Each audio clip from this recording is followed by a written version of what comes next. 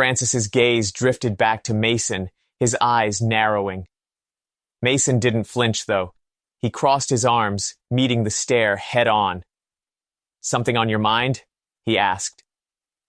Francis tilted his head, studying Mason a moment longer before speaking. "The Great One is black, like your friend here." "Well, that's a coincidence," he said. "But unless she's my long-lost aunt, I don't see how that changes anything."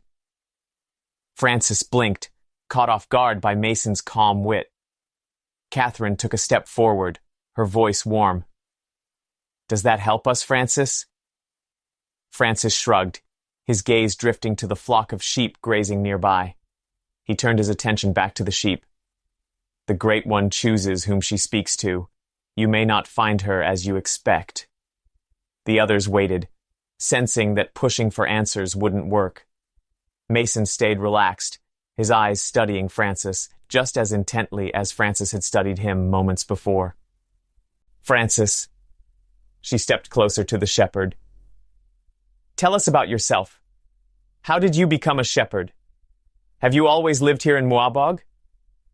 Francis smiled and loosened the grip on his staff. He turned his gaze to the surrounding hills.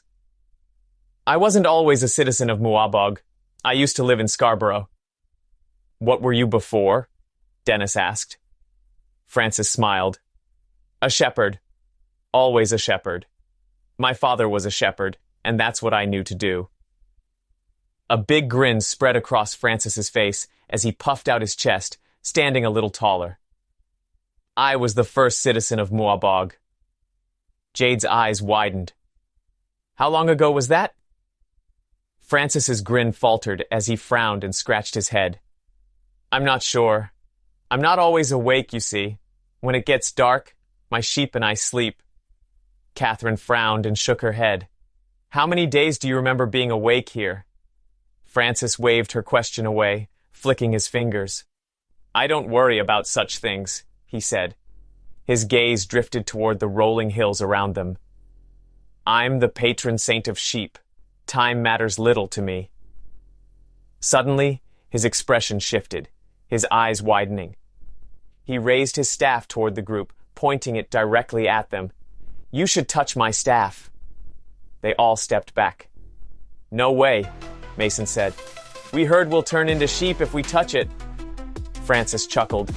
"Best you not touch it, then." He placed the staff back on the ground. Get the Timothy Tibb epic fantasy thriller book series now.